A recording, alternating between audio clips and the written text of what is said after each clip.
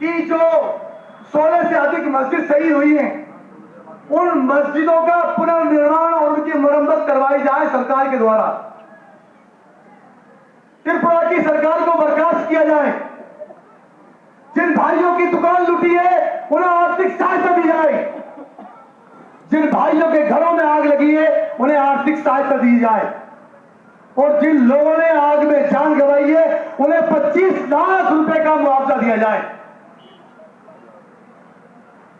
अगर सरकार ऐसे करने में विफल रहती है तो फिर ये आंदोलन और ये सभा यहीं खत्म नहीं होगी, ये दिल्ली तक जाएगी इंशाअल्लाह। हम आवाज को बुलंद करेंगे, हमारी मांग को रखेंगे और प्रधानमंत्री से हमारी बात को सरकार तक, राष्ट्रपति तक हम पहुंचा कर रहेंगे कि उन लोगों को मुआवजा दिया जाए। हमने कभी भी किसी भी असामाजिक तत्व का सहारा नहीं लिया, ना उसका हमने समर्थन किया है। जुल्म कोई भी करे, जुल्म होता है, चाहे मुसलमान करे चाहे हिंदू करे, कोई भी हो। लेकिन कुछ लोग उनको समर्थन प्राप्त कर रहे हैं, उनका सपोर्ट कर रहे हैं। वो सपोर्ट को खत्म करें और उन लोगों को आगाह कर दें कि अब बहुत हो चुका, बर्दाश्त की सीमाएं खत्म हो चुकी हैं और अब लगाम लगा लें। अजीज साथियों, जो कौम अपनी तारीख भूल जाती है, जो कौम अपनी तारीख भूल जाती है, वो सफेद हस्ती से मिट जाती है। तुम कौन थे? तुम क्या बन गए? समझ में नहीं आ रहा हमें। गाजर कूली की तरह कट रहे हो, कोई फर्क नहीं पड़ रहा। क्या चाहते हो? हमें कुछ करना होगा। मैं 2 शेरों का किस्सा सुना के बात को खत्म करूंगा। 2 शेर अलग अलग कबीले के थे, लेकिन दोनों ही दोस्त थे। दोस्त एक साथ चलते थे, खेलते थे, शिकार करते थे। एक दिन दोनों शेरों में किसी बात पर विवाद हो गया। विवाद इतना बड़ा कि दोनों जुदा हो गए। जुदा हो गए तो अलग अलग ग्रुप बना लिया। अलग अलग ग्रुप बना लिए। एक दिन एक शेर को, जिस तरह 100 कुत्ते मिलकर कर रहे हैं ना हमारा शिकार, इसी तरह 100 कुत्तों ने उस शेर को घेर लिया। जब शेर को घेर लिया और वो शेर उनके जाल में फंस गया और उसको नोच रहे थे, खरोच रहे थे, उसे खरोच खरोच के खा रहे थे, तब उस शेर को मालूम पड़ा, जो उसका दोस्त था, वो दौड़ कर आया और आने के बाद उन पर हमला किया और अपने साथी को बचाया। फिर उसके बच्चे ने पूछा कि आप तो इसके दुश्मन थे, आपने क्यों बचाया? उसने कहा, बेटे, अपनी लड़ाई अपने साथ है, लेकिन ये कौम की लड़ाई है, वर्चस्व की लड़ाई है। मैं शेर हूं, ये शेर है। शेर का शिकार कुत्ते नहीं कर सकते। हमेशा कुत्तों का शिकार शेर ने किया है। इसलिए मेरे भाइयों, जो बुराइयां हैं उन्हें खत्म करें, जो गलतियां हम करते हैं उन्हें छोड़ें और अल्लाह से रुजू कर लें, क्योंकि अल्लाह ने जालिम बादशाह मुकर्रर किया है, हटाने वाला भी अल्लाह ही है। अगर हम अल्लाह से राब्ता कायम कर लेंगे, इंशाअल्लाह जालिम बादशाह के दिन अब गिनती के रह गए। हमें जरूरत है सुधरने की। तो मैं इन्हीं बातों के साथ अपनी बात को खत्म करूंगा। और भी साथी बोलेंगे। वो आखिर दावना अल्हम्दुलिल्लाहि रब्बिल आलमीन, सुभान रब्बिका रब्बिल इज्जति अम्मा यसिफून व सलामुन अलल मुरसलीन वल्हम्दुलिल्लाहि रब्बिल आलमीन। बहुत बहुत शुक्रिया जनाब हाजी जमील साहब। और जज्बात में आप अपनी बात रख रहे थे, और ये बात सही है कि कभी कभी आदमी जब ज्यादा जज्बात में होता है तो कुछ अल्फाज अपनी जुबान से ऐसे निकल जाते हैं जो वो जानबूझ के निकालना नहीं चाहता। मैं समझता हूं कि आपके कुछ शब्द ऐसे होंगे जो जज्बात में निकले होंगे, वो आप निकालना नहीं चाहते होंगे अपनी जुबान से। बहरहाल हम दाई उम्मत हैं और मोहम्मद सल्लल्लाहु अलैहि वसल्लम की उम्मती है। हमारा वही तरीका होगा जो अल्लाह के रसूल सल्लल्लाहु अलैहि वसल्लम का तरीका होगा। इस तरीके के अलावा कोई और दूसरा तरीका हम जुल्म के खिलाफ लड़ाई में इस्तेमाल नहीं करेंगे। ये पूरी उम्मत का मुत्तफ़िक़ा फैसला है। और हम अगर अल्लाह के रसूल सल्लल्लाहु अलैहि वसल्लम को हमारा आइडियल और आदर्श मानते हैं तो ये बात लाजमी तौर पर हम पे जो है फर्ज करार दी जाती है कि हम अल्लाह के रसूल सल्लल्लाहु अलैहि वसल्लम के आदर्श पर चलने वाले बने, उनके तरीके को जिंदगी में अपनाएं। साथियों, आज आपको जो यह तकलीफ दी गई है, आप सब जानते हैं कि किस तरीके से मुल्क में जो हालात बना दिए गए हैं, मुल्क में किस तरीके से एक कौम पर दूसरी कौमें टूट पड़ी हैं, एक कौम पर तमाम दूसरी कौमें टूट पड़ी हैं और वो ये चाहते हैं कि इनको सफाई हस्ती से मिटा दिया जाए। लेकिन ये अल्लाह का अटल फैसला है कि जब तक दुनिया कायम रहेगी तब तक मुसलमान कायम रहेगा, तब तक मस्जिदों से अजान की सदाएं गूंजती रहेंगी, तब तक इस पूरी दुनिया में जो है ईमान वालों की हलचल रहेगी, तब तक ही दुनिया चलती रहेगी। ये हमारा ईमान और अकीदा है। इसलिए जो लोग मुसलमानों को मिटाने का ख्वाब देखते हैं, जो तौहीद के मराकज़ यानी मसाजिद को खत्म करना चाहते हैं, वो अपने नापाक इरादों में कभी कामयाब नहीं होंगे। यह हमारा बिल्कुल पूरा यकीन अल्लाह ताला पर और ईमान है, और एक मुसलमान का ईमान और अकीदा यह होना चाहिए। दोस्तों और साथियों, ये जुल्म जो चारों तरफ मुसलमानों पर किया जा रहा है, आज हम सिर्फ मुसलमानों की बात करेंगे। यकीनन प्रताड़ित कई सारे लोग हैं, यकीनन कई सारे लोगों पर मुल्क में जो है जुल्म हो रहा है, लेकिन आज हम जो बात करेंगे वो मुसलमानों की सूरत हाल पे बात करेंगे। क्योंकि जितना इस मुल्क में मुसलमानों को सताया गया है, क्योंकि जितना मुसलमानों को टॉर्चर किया गया है, क्योंकि जितना प्रताड़ित मुसलमानों को किया गया है और जितनी नाइंसाफी मुसलमानों के साथ हुई है, इतना मैं समझता हूं कि शायद किसी और के साथ ना हुई हो। हम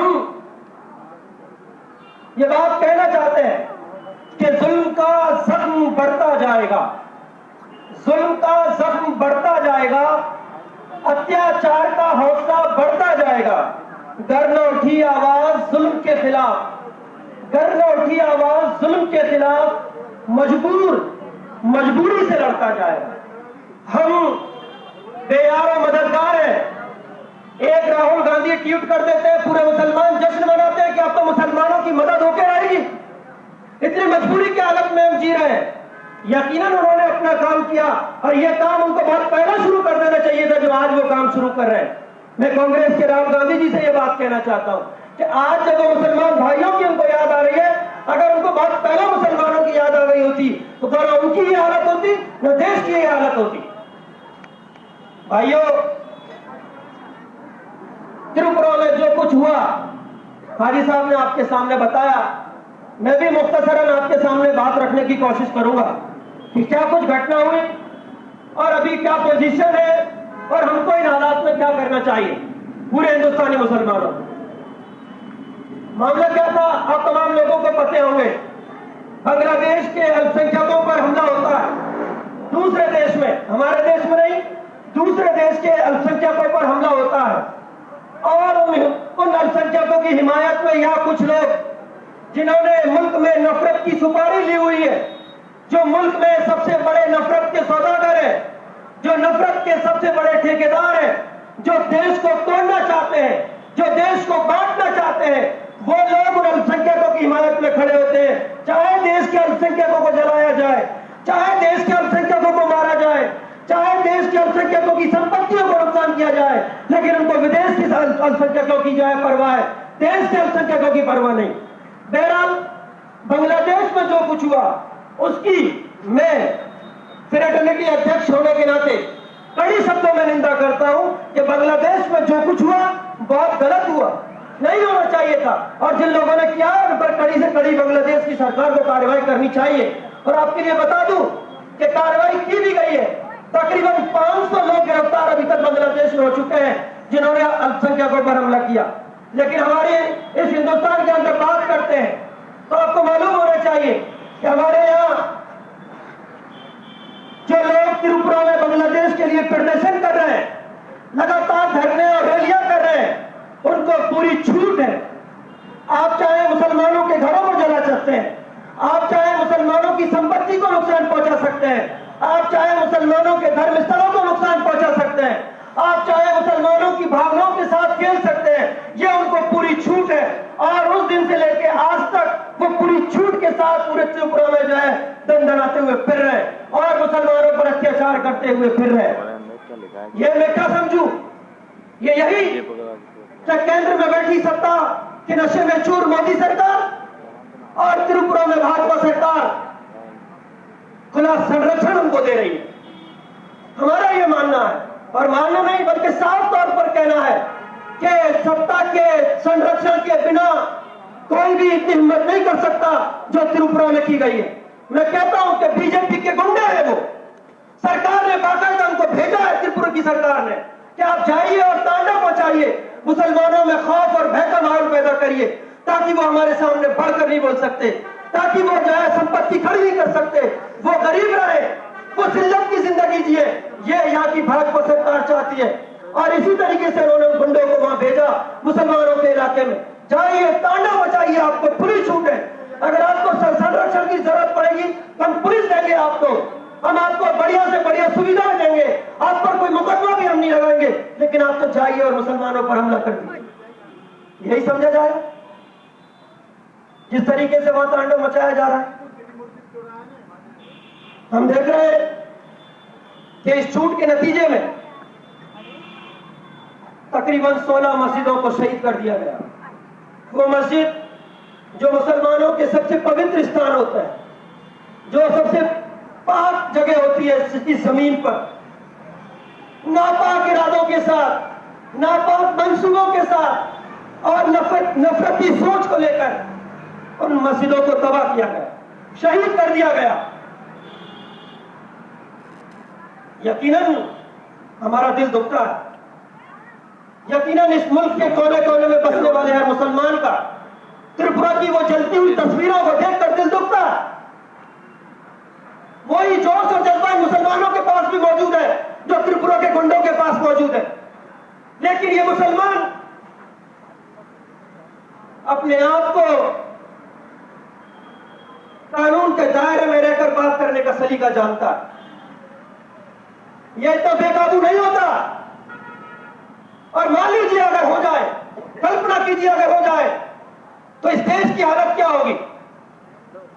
मैं हमारे युवाओं से ये बात कहना चाहूंगा कि आपको जज्बात में लाना चाहते हैं, आपके जज्बात से खेल खेला जाता है, आपको उकसाने की पूरी कोशिशें की जाती हैं, लेकिन आप हर बार उनके इन मंसूबों को नाकामयाब करते हैं। आप जज्बात में आकर कोई मंदिर को नहीं जलाते, आप जज्बात में आकर किसी हिंदू भाई के घर को नहीं जलाते, आप जज्बात में आकर किसी हिंदू भाई की दुकान में तोड़फोड़ नहीं करते। क्यों? क्योंकि आप हुजूर पाक सल्लल्लाहु अलैहि वसल्लम के उम्मती हैं, जिन्होंने बदले की भावना इस तरीके से पैदा नहीं की उम्मतियों। वरना जज्बात तो हमारे पास भी है, वरना हौसला तो हमारे पास भी है, और वो जवानी हमारे पास भी है।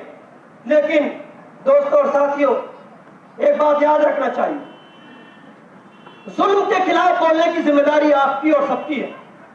और मैं हिंदुस्तान के तमाम शहरियों से यह बात कहना चाहता हूं, जो मुसलमान और गैर मुस्लिम दोनों है, जो भी यह मानता है कि मुसलमानों पर अत्याचार हो रहा है, जो भी यह जानता है कि मुल्क में एक तबके के साथ जो है जुल्म हो रहा है, तो तमाम इंसाफ पसंद लोग, चाहे वो हिंदू या मुसलमान हो, उनको जुल्म के खिलाफ खड़ा होना चाहिए। ये नहीं कि मुसलमान की लड़ाई मुसलमान लड़ेगा, और अगर इस तरीके से लड़ने लगे तो मैं समझता हूं मुसलमानों के अंदर वो जज्बा है कि वो अपनी लड़ाई लड़ सकते हैं, लेकिन बाकी लोगों का क्या होगा, फिर वो और गलत स्थिति में देश चला जाएगा। इसलिए तमाम जो इंसाफ पसंद लोग हैं, उनको इन अत्याचार और जुल्म के खिलाफ खड़े होने चाहिए। हम ये बात कहते हैं कि राज्य सरकार और केंद्र सरकार तमाशा देख रही है।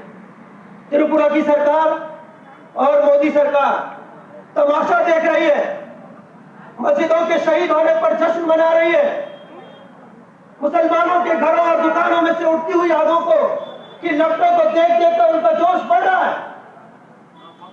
हम ये कहना चाहते हैं कि मोदी जी, जुल्म की ज्यादा लंबी उम्र नहीं होती, जालिम बहुत जल्द खत्म होता है, और जब खत्म होता है तो ऐसा खत्म होता है कि उसकी तारीख लिखी जाती है। जैसे आज तक लोग फिरौन को याद करते हैं, इसी तरीके से आप लोगों की तारीख लिखी जाएगी हिंदुस्तान में, और लोग याद करेंगे आपको फिरौन की तरह कि एक फिरौन गुजरा था। इसी तरीके से लोग हम याद करेंगे कि मौजूदा दौर में कुछ लोग ऐसे गुजरे हैं।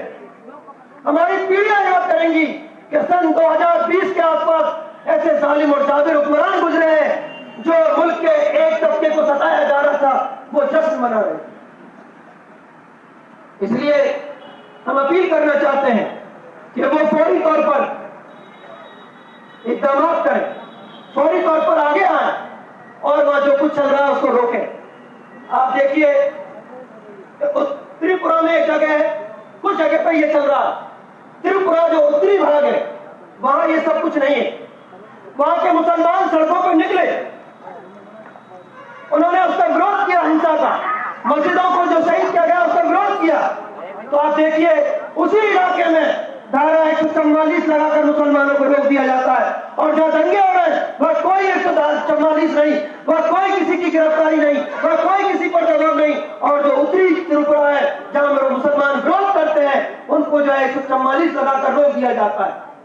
ये पूरा एपिसोड जो चला है बहरहाल पूरी दुनिया देख रही है। हम बहुत जो है लोगों के अधिकारों की रक्षा करने की बात करते हैं, लेकिन हिंदुस्तान का एक तबका है जो अपने अधिकारों के लिए लड़ रहा है, जो अपनी इबादत गाहों की हिफाजत के लिए लड़ रहा है, लेकिन उनको जो है उनके अधिकारों की हमको परवाह नहीं है। मैं आखिर में अपनी बात समेटते हुए राज्य सरकार से और केंद्र सरकार से यह मांग करता हूं, फ्रेटर्निटी मूवमेंट ये मांग करती है कि वह गृह मंत्रालय से यह मांग करते हैं हम कि फौरी तौर पे स्थिति को नियंत्रण में लिया जाए और जो गुंडे वहां आवारा घूम रहे हैं और जो नफरती सौदागर घूम रहे हैं उनको फौरी तौर पे जो है अरेस्ट किया जाए। दूसरी मांग हमारी यह है कि जो भी नुकसान मुसलमानों का वहां हुआ है, मस्जिदों की शहीद शहादत का मामला हो, चाहे उनकी दुकानों और घरों का मामला हो, फौरी तौर पर उस नुकसान की भरपाई राज्य सरकार करे। तीसरी और अहम बात यह कि मुसलमानों को विशेष सुरक्षा प्रदान की जाए।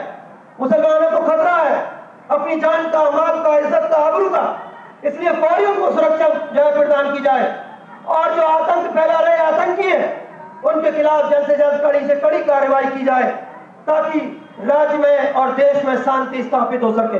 हम ये मांग केंद्र सरकार से और राज्य सरकार से करना चाहते हैं। मैं इन्हीं बातों के साथ अपनी बात खत्म करता हूं और एक शेर के साथ कि मिलकर आवाज तो उठाओ तो सही, मिलकर आवाज उठाओ तो सही, नजरों से नजरें मिलाओ तो सही, गिरेगी खुद ताश के पत्तों की तरह, गिरेगी खुद ताश के पत्तों की तरह, इन जुल्म की दीवारों को हिलाओ तो सही। हिलाने की जरूरत है, हौसले की जरूरत है, हिम्मत की जरूरत है। अस्सलाम वालेकुम। बहुत बहुत शुक्रिया। अब मैं आपके सामने हाफिज मुफीद साहब को दावत देता हूं कि वो आए अपनी बात को बेहतरीन अंदाज के साथ पेश करें। भाइयों, बातें सारी आ चुकी हैं, आपके इल्म है सारी चीजें। बहरहाल हमारी मरकजी हुकूमत और त्रिपुरा की सूबाई हुकूमत यकीनन पूरे इस हादसे की जिम्मेदार हैं।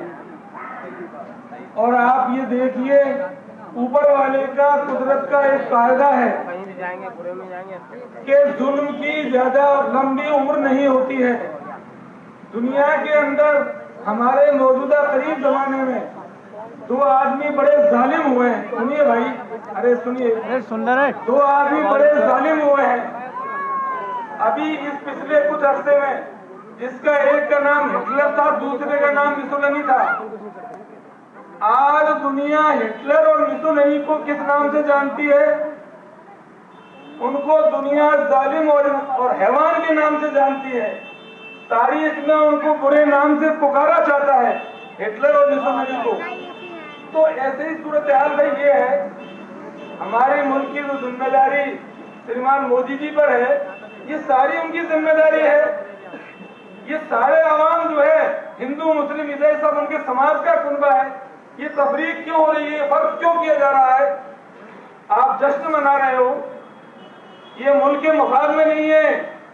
तुम मुल्क को बर्बाद करने वालों को इतिहास में लिखे जाओगे तुम्हारा नाम, और सबसे बड़ा इतिहास ऊपर वाला लिखता है।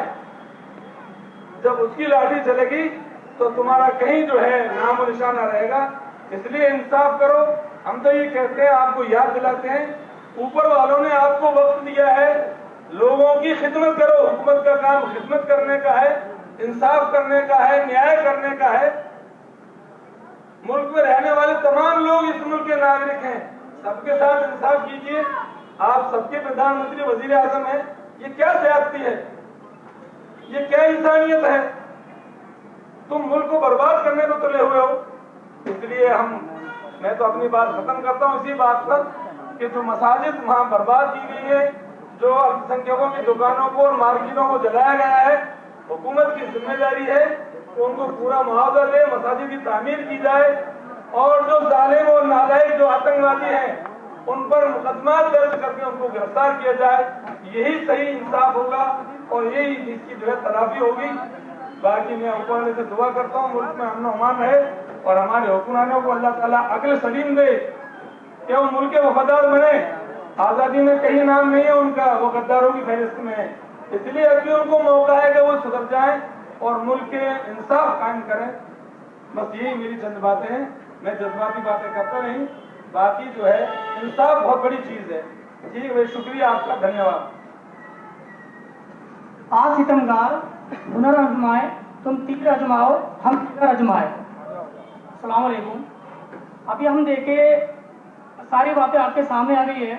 एक जो माहौल क्रिएट किया गया है बीएचपी, बजरंग दल, आरएसएस के द्वारा त्रिपुरा के अंदर 16 मस्जिदों को डेमोलाइज कर दिया, मुसलमानों के घर में तोड़फोड़ करना, न जाने कितने मुसलमानों को एक उर्दू के नाम पर मार देना, ये एक आम हो चुका है।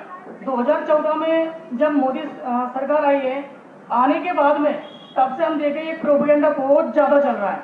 अभी हम ये जो प्रोग्राम कर रहे हैं ये सोई हुई सरकार को जगाने के लिए प्रोग्राम कर रहे हैं। अभी हम देखें पूरी गोदी मीडिया सोई हुई है, गृह मंत्रालय सोया हुआ है, राज्य सरकार सोई हुई है, पूरी केंद्र सरकार सोई हुई है, कोई आवाज उठाने वाला नहीं है।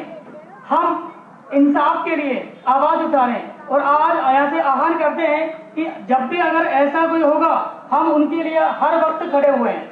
लेकिन ये एक माहौल जो पैदा किया जा रहा है बीजेपी के गुंडों द्वारा, बीजेपी ने प्रोटेक्शन दे रखा है उन गुंडों को कि आप जाइए और इनकी मस्जिदों को डेमोलाइज कीजिए, मुसलमानों को कत्लेआम कीजिए।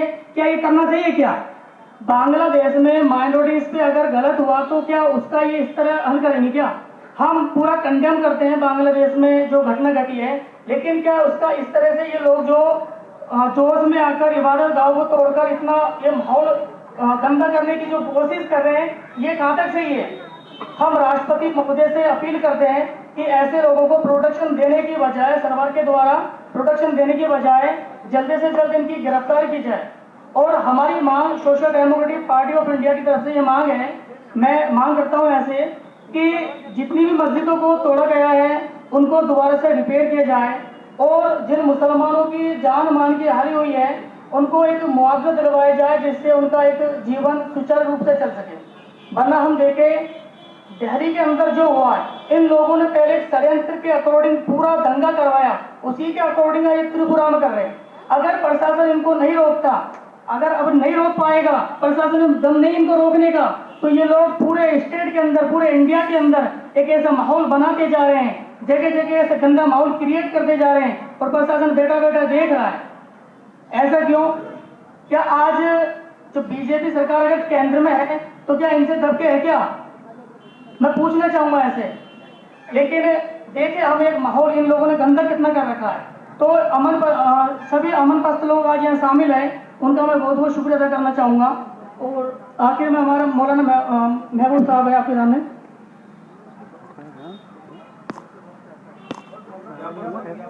अभी मौलाना महबूब के साथ बाद में एडीएम साहब यहाँ आए हुए हैं, उनको हम यहाँ ज्ञापन देंगे।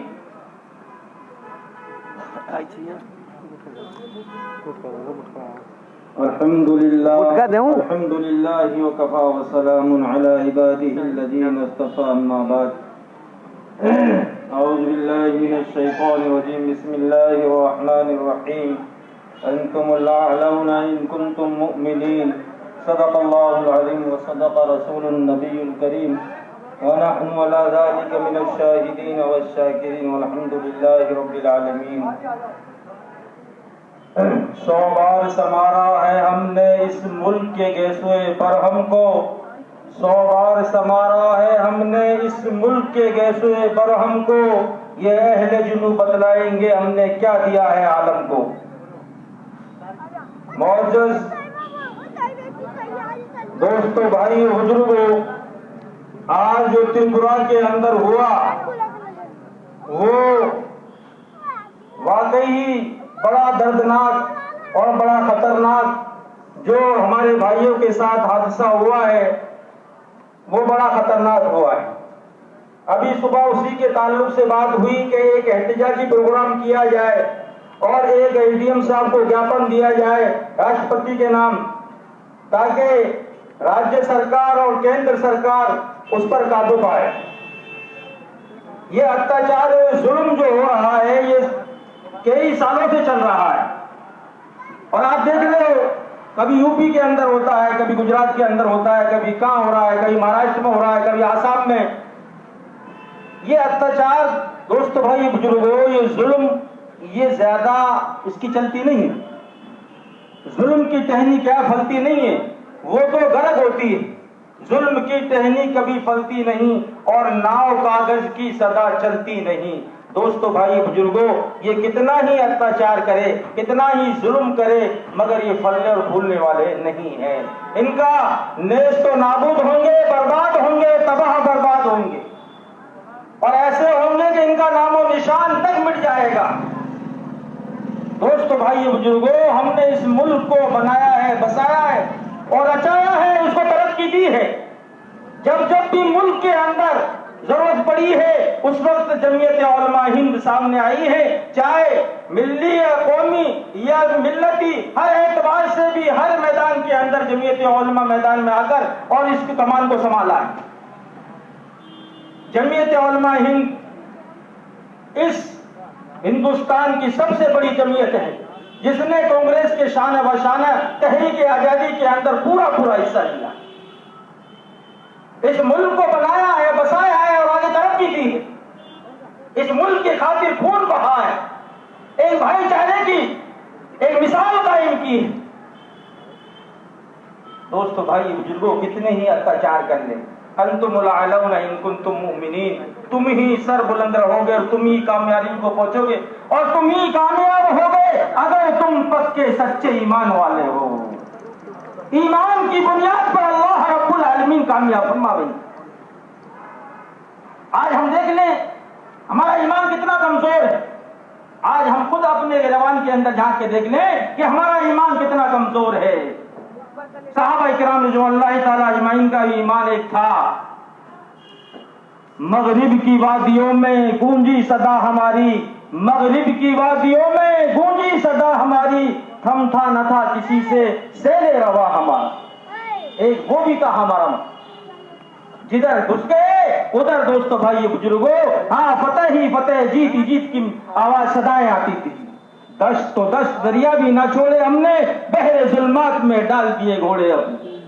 दोस्तों, भाई बुजुर्गों, घबराना नहीं है। दोस्तों, भाई बुजुर्गों, घबराना नहीं है। अल्लाह की जात से उम्मीद रखो, हाँ, अल्लाह पर भरोसा रखो। या अय्युहल्लज़ीना आमनू सबिरू व राबितू वत्तकुल्लाह लअल्लकुम तुफ्लिहून। कुरान ऐलान कर रहा है, ईमान वालों, सब्र के साथ। असल दोस्तों, भाई बुजुर्गों, सब्र के साथ हम जमे रहें और इस मुल्क के अमन व अमान को हमें बाकी रखना है, इस मुल्क के संविधान को बाकी रखना है। नहीं, हम जिस तरह संविधान हमने इसको बनाया है, संविधान को, आइन को बनाया है, इसी तरीके से दोस्तों, भाई बुजुर्गों, हम इसको तोड़ना भी जानते हैं। इस मुल्क के आइन को बनाने के अंदर पूरा हमारा साथ रहा। पूरे मज़ाहिब वालों की रियायत रखी गई है, हर मजहब वाले को पूरी आजादी दी गई है। अपने मजहब के एतबार से पूरी आजादी दी कि वो अपने मजहब के एतबार से जैसा चाहे वो अपनी बात कर सकता है, उसे कोई रोको टोको मना नहीं। इस संविधान के अंदर लिखा हुआ है। और ये दोस्तों, भाई बुजुर्गों, मुसलमानों की मसाजिदों को, मुसलमानों के घरों को और मुसलमानों को मिटाना चाहते हैं। नहीं दोस्तों, भाई बुजुर्गों, मुसलमान है तो हिंदुस्तान है, मुसलमान नहीं है तो हिंदुस्तान भी नहीं रहेगा। दोस्तों, भाई बुजुर्गों, हमने इस मुल्क को बचाने के लिए, उस मुल्क को बचाने के लिए तहरीक चलाई है। मौलाना असद मदनी साहब रहमतुल्लाह अलैह, अल्लाह उनकी मक़फ़िरत फरमाए, उन्होंने इस मुल्क को बचाने के लिए मुल्क और मिल्लत तहरीक चलाई। अगर से पूछा कि ये मुल्क तो, मिल्लत तो समझ में आता है, मुल्क समझ में नहीं आता कि मुल्क को किस तरह बचाए, क्योंकि मुल्क रहेगा तो मिल्लत रहेगी और मुल्क नहीं रहेगा तो मिल्लत नहीं रहेगी। दोस्तों, भाई बुजुर्गों, हमने इस मुल्क को, इस मुल्क को बड़े ही खून के साथ जीता है और इस मुल्क को हम बचने नहीं देंगे, इसकी तकसीम नहीं होने देंगे। मजहब की बुनियाद पर इस हिंदुस्तान का बंटवारा नहीं होगा। सन 47 के अंदर भी जमीयत उलमा ने मजहब की बुनियाद पर बंटवारे की सख्त मुखालिफत करी और हम इंशाअल्लाह जब तक जिंदा है, जान में जा रहे, इस मुल्क को बचना नहीं देंगे। इस मुल्क को हमने बचाया है, हमने बचाया है और हमने इसको तरक्की दी, हमने इसको तरक्की दी है, हमने इसको आगे बढ़ाया है। इसके पीछे उलमा इकराम की 5-5 हजार उलमा इकराम की एक साथ कुर्बानी लगी है।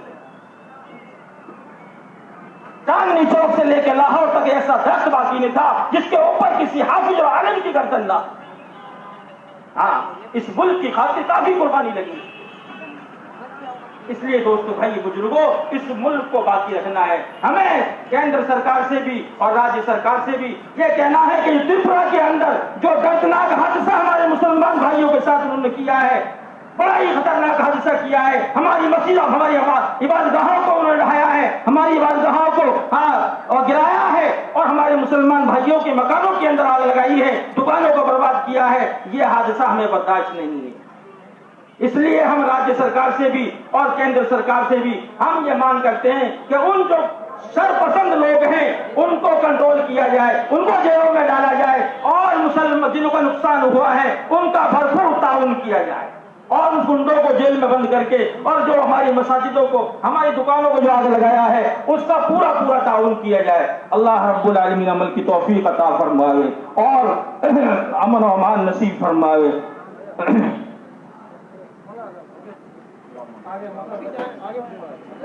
चलो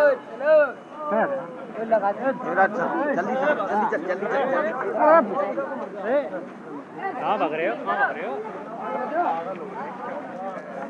यार आराम से आओ। अरे हटो तुम हटो। बेटा तुम रहोगे क्या? अरे तुम रहोगे क्या? कार्रवाई की जाए और उन लोगों को कि मस्जिदों का पुनर्निर्माण करवाया जाए और उन लोगों को सख्त से सख्त सजा दी जाए जिन लोगों ने ये षड्यंत्र को रचा है और सरकार को एक्टिव होना चाहिए। इससे हमारे अंदर जो है बहका माहौल है मुस्लिम समाज के अंदर और बहके माहौल को खत्म करने के लिए सरकार को जागरूक होना चाहिए और अगर सरकार जागरूक नहीं हुई तो फिर जो है देश के अंदर अनेक तरह के जो है फसादात और दंगे और किस किस्म की जो है बदअमनी हो सकती है। इसलिए हम मांगे राष्ट्रपति आजकल ईमेल हो गया जी, 5 सेकंड में जाता है। चलो बच्चों तुम पढ़ाई करो। आजिम भाई एक मिनट भाई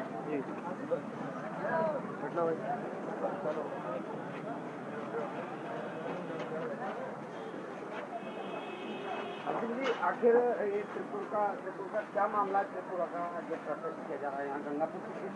देखिए, जैसा कि हम जानते हैं, हम एक लोकतांत्रिक देश में रहते हैं और इस देश की आज़ादी के लिए यहाँ हिंदू, मुसलमान, सिख, ईसाई सब ने अपना योगदान दिया है और भारत का संविधान सबको यहाँ अपनी धर्म की इच्छा के। लेकिन कुछ नफरती सौदागर हैं जिन्होंने नफरत की सुपारी ली हुई है। मेरी भाषा में मैं उनको नफरत की सुपारी यानी नफरत किलर कहता हूँ। वो जो है उन्होंने सुपारी ली हुई है, वो नफरत फैलाना चाहते हैं देश के हर कोने में। जहाँ भी उनको थोड़ा सा मौका मिलता है वो नफरत को परोसने तैयार हो जाते हैं। त्रिपुरा में यही हुआ कि हमारे भारत का कोई मसला भी नहीं था, हमारे देश का कोई मसला नहीं था, विदेशी मसला है। वहाँ बांग्लादेश में अल्पसंख्यकों के साथ जो कुछ हुआ है उसकी हम घोर निंदा करते हैं, कड़े शब्दों में निंदा करते हैं। लेकिन हमारे देश में शांति क्यों? अगर इतने अल्पसंख्यकों से इतना प्यार है दूसरे देश के लोगों से, और यहाँ जो भारत का अल्पसंख्यक है वो परेशान रहे, उसके घरों को जलाया जाए, उसकी दुकानों को जलाया जाए, उसके धर्मस्थलों को जलाया जाए, धार्मिक ग्रंथों को जलाया जाए, ये कौन से इंसाफ की बात है और ये कौन सा अल्पसंख्यक प्रेम है? मैं नहीं समझता इसको। इसलिए हमारा कहना यह है कि भारत सरकार फौरी तौर पे इसका एक्शन लेना चाहिए और जो नफरती सौदागर हैं, जो नफरत के गुंडे हैं, जिन्होंने नफरत की सुपारी ली हुई है, उन पर फौरी तौर पर कार्रवाई करनी चाहिए, उनको गिरफ्तार करना चाहिए। जिन लोगों का नुकसान इस हमले में हुआ है उन लोगों को मुआवजा दे, अच्छा मुआवजा दे, ताकि वो अपने जीवन को दोबारा से जो है सही सुचारू रूप से चालू कर सकें और उनको सरकार कॉन्फिडेंस दे। सबसे बड़ी प्रॉब्लम यह है कि हिंदुस्तान का जो माइनॉरिटी है, मुसलमान है, वो उसको कॉन्फिडेंस में नहीं है। वो हमेशा जो है डर और भय में रहता है कि न जाने कब उसके साथ चोट हो जाए। इसलिए हम ही सरकार से कहना चाहते हैं, सरकार उसको कॉन्फिडेंस दे, सरकार उसकी जो है सुरक्षा कवच बने, सरकार उसको सुरक्षा मुहैया कराए तब, और ये दोनों मिलकर ही देश को तरक्की दे सकते हैं। ऐसा नहीं है कि एक को तो दबाया जाए, एक समुदाय को तरक्की दी जाए तो देश तरक्की नहीं कर सकता। एक समुदाय तरक्की कर सकता है लेकिन देश तरक्की नहीं करेगा। अगर देश तरक्की करेगा तो देश को दोनों समुदाय को साथ लेकर, और जितने भी समुदाय के लोग यहाँ रहते हैं उन सबको साथ लेकर चलना पड़ेगा, तभी हमारा देश तरक्की कर सकता है। वरना ये नफरत, ये आग और ये अंगारे और ये वो सब जो है हम अभी त्रिपुरा में देख रहे हैं, वही हमको देखने को मिलेंगे। आपका नाम और आपका पद जानना। मैं मोहम्मद हाशिम, प्रदेश अध्यक्ष फ्रेटर्निटी मूवमेंट राजस्थान। अच्छा, ये किन के लिए किया गया है ये प्रोटेस्ट? ये प्रोटेस्ट जो है मुसलमानों की तरफ से है, क्योंकि प्रताड़ित मुसलमान है, क्योंकि जुल्म मुसलमानों पे हुआ है, क्योंकि उनकी इबादत गाहों पर हमला हुआ है। हमने आज का जो कार्यक्रम था ये विरोध सभा थी, हमारी विरोध प्रदर्शन था, और जो त्रिपुरा में हुआ है उसका ये विरोध प्रदर्शन हमने यहाँ किया है और राष्ट्रपति के नाम हमने ज्ञापन दिया। राष्ट्रपति महोदय से ये मांग की है कि फौरी तौर पे जो है वहाँ जो हमले हो रहे हैं उनको रुकवाया जाए, और जो गुंडे वहाँ अभी जो गिरफ्तार नहीं हुए उनको गिरफ्तार किया जाए, और जो लोगों का नुकसान हुआ है उनको जो है उनका फौरी तौर पे जो है उनको मुआवजा दिया जाए। ये हमारी आज की मुख्य ये जॉइंट प्रोटेस्ट था जिसमें जमीयत उलमा हिंद थी, फ्रेटर्निटी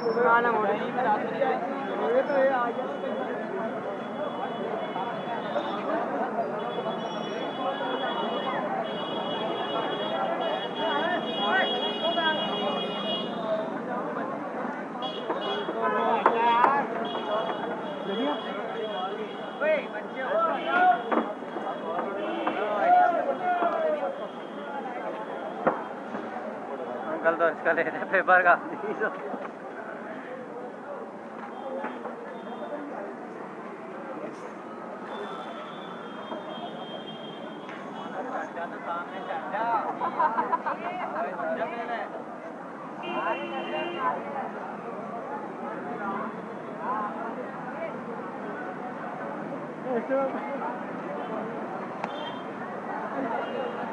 पूरे चिचुराई दे रहेगा तुम्हारा अंदर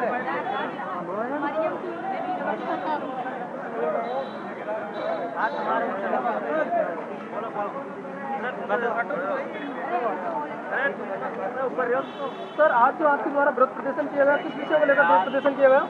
तो त्रिपुरा में अल्पसंख्यक मुसलमानों पर एक हिंदुत्ववादी संगठनों बीएचपी, बजरंग दल और आरएसएस के द्वारा जो एक तोड़फोड़ करना, मस्जिदों को तोड़फोड़ करना, घरों में घुस के भगवा झंडा को लहराना, इनको लेकर ये चल रहे हैं। ये फासिस्ट ताकतें आज ये सेंट्रल गवर्नमेंट में जो बीजेपी की सत्ता बैठी हुई है, इसको प्रोटेक्शन में आकर, उनके संरक्षण में आकर आज ये लोग कर रहे हैं। तो इसके संदर्भ में आज हमने एक प्रोटेस्ट किया है और इस प्रोटेस्ट के जरिए हम दिखाना चाहते हैं कि जो सोई हुई दलाल मीडिया है, आज राज्य सरकार सोई हुई है, त्रिपुरा में जो बीजेपी सरकार सोई हुई है और पूरे केंद्र में जो सरकार है वो भी सोई हुई है। तो इसको इनको जगाने के लिए हमने प्रोटेस्ट किया है। एसडीपीआई की तरफ से भी किया गया है या आम मुसलमानों की तरफ से किया गया है? ये यहाँ पर हमने fraternity movement, SDPI social democratic party of India, Jamaat Ulama Hind Gangapur city और जमात इस्लामी की तरफ से किया है। यहाँ पे सभी ने मिलकर किया है और आज इंशाल्लाह सभी ने एक अहद भी किया है कि अब से अगर कुछ भी मुद्दा होता है मुसलमानों को लेकर तो हम सब एक साथ में खड़े हैं, और अगर अब से कुछ भी समस्या आती है मुसलमानों को लेकर तो इंशाल्लाह अभी क्या है, इससे भी बड़ा हम आकर करेंगे। आपका नाम? और मेरा नाम आसिफ खान है, मैं गंगापुर सिटी से एसडीपीआई विधानसभा अध्यक्ष। जैसा कि आज प्रोटेस्ट किया गया है आम मुसलमानों की तरफ से, जो कि त्रिपुरा में जो भी दंगा हुआ है उसका विरोध प्रदर्शन किया गया है। यहाँ पर एडीएम साहब को बुलाकर ज्ञापन दिया गया राष्ट्रपति के नाम।